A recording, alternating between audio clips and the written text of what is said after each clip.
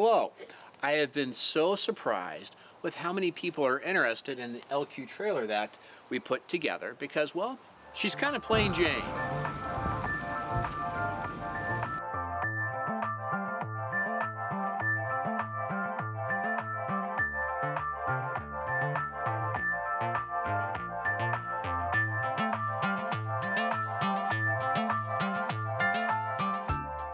Hi, I'm Robert from Trailmeister, and this is a tour of our trailer, the Taj Mahal.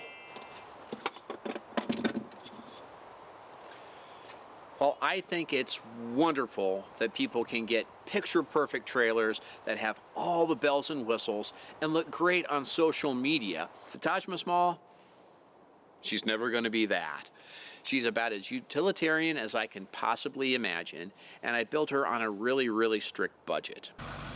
All we were looking for in this build was to get us and our ponies safely from point A to point B, and with a few creature comforts along the way. And I think we accomplished all of that. Overall, I really love the Taj Mahal and how not fancy she is. Let's check her out. So the very first consideration when we decided to move to a little bit bigger trailer was what kind and how much did we want to spend on it. For me, a stock trailer has a huge number of benefits, from the excellent ventilation to the ease of loading and the sheer versatility of the space. After we decided on a stock type trailer, we had to decide on the material, steel or aluminum. Aluminum is going to hit you a lot harder in the pocketbook on purchase day, but for us, the longevity, the ease of maintenance were the winning factors. So we went with aluminum. Haney Meadow, we're going camping in the mountains. And I'm not looking down. We also wanted a trailer that was going to be rugged enough to handle those really rough Forest Service roads that we have to traverse on the way to and from the trailheads. So after a whole bunch of research, we decided that the best trailer for us was this 24-foot aluminum gooseneck stock trailer from the EB Corporation. We use a special quadrilight. And that's how we found the Taj Mahal.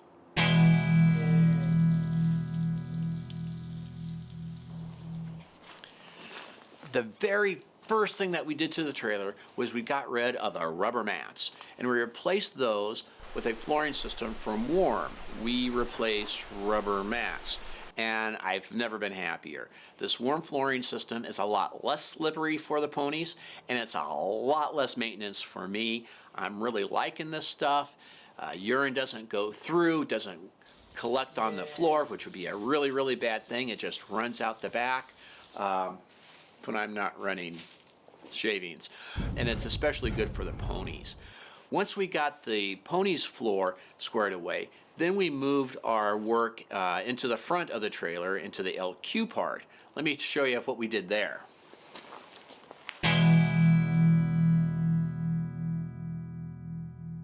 It may not seem important at first, but without good ventilation, the Taj Mahal would get really unbearable in short order. So the first order of business was cutting a hole in the roof for a ventilation fan. A good vent fan keeps the air fresh, increases airflow, and controls moisture.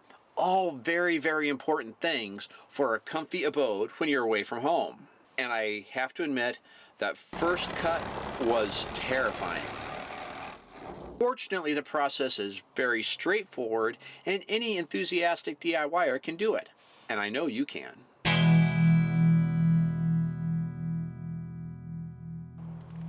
After the vent fan got installed, it was time for insulation. For insulation, we used 1-inch foam board on the floors, the ceiling, and in between the support ribs, then added a layer of 1/4 inch insulation over that to create a thermal break and keep us toasty warm on frigid mountain nights. Over the insulation, we added our furring strips and then 1/4 inch plywood walls.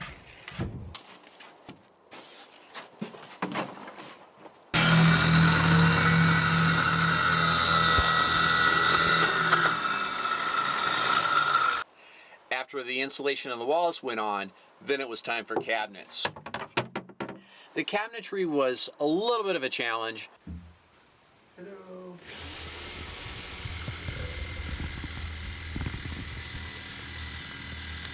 But after more than a few mistakes, we got upper, lower, and tall cabinets built. No more totes.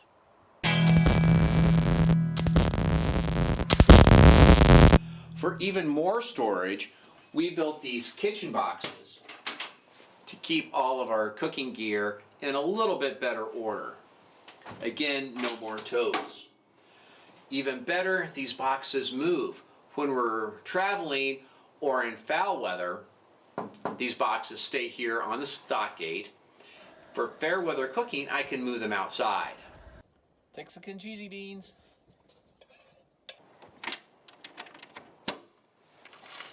Easy peasy, and again, a place for everything. I've seen some of these for sale online, but they're terribly expensive, they don't move, and these things are easy to make yourself.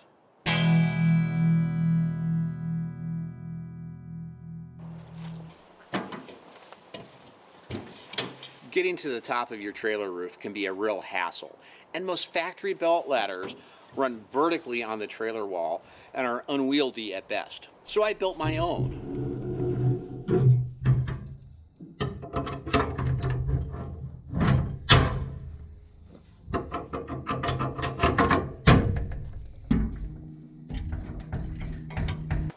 I took an extension ladder from the hardware store, a few brackets, I made my own trailer ladder that swings out so I can get on the roof easier.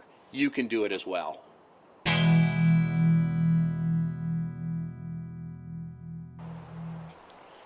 When we first started planning the trailer project, one of the very first things that we thought about was solar power. Most of the places that we go and the places that are on the bucket list don't have electric hookups, and we wanted to avoid noisy generators and hauling the fuel for said noisy generators. So here's our solar system. We have 4 100-watt solar panels, 2 220 amp hour batteries with a monitor, a solar charge controller, 500-watt inverter, and an AC to DC converter. One of the things that I wish we had done a little bit differently was I wish we had gotten a larger inverter. 500 watts is plenty for keeping camera batteries and laptops charged, but I'd really like to be able to run a little induction hot plate when I'm boiling water or doing some cooking inside. I don't do it very often, but I'd like to have the opportunity, and a 500-watt inverter is just a little too small for that. Yeah. That's one thing that I definitely do different. I get a larger inverter so I can run a little hot plate. Live and learn. We've all been in horse camps where we couldn't set up a high line or where the corrals weren't safe. For those times, we carry our own corrals.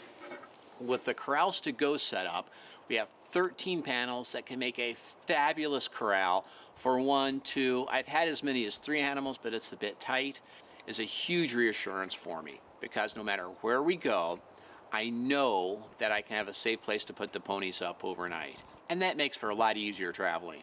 With the Corral to Go panels, I have one less thing to worry about. Now let's check out another thing about this trailer.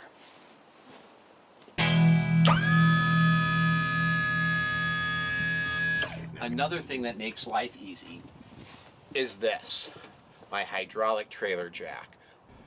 With this, hitching and unhitching is a breeze, no cranks to wind up, and like I said, it's easy. Wouldn't trade it for the world. And now, one last thing about the trailer that I absolutely love.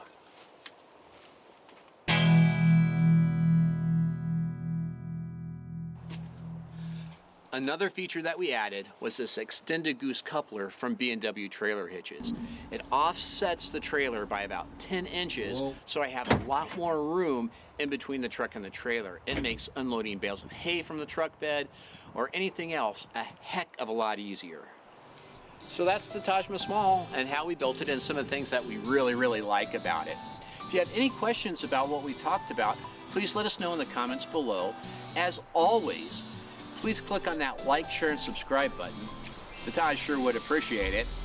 And please give us a visit at trailmeister.com, the largest guide to horse trails and camps in the world, as well as your biggest source for practical trail riding and horse camping information. Thanks for watching, have a great day, and happy trails!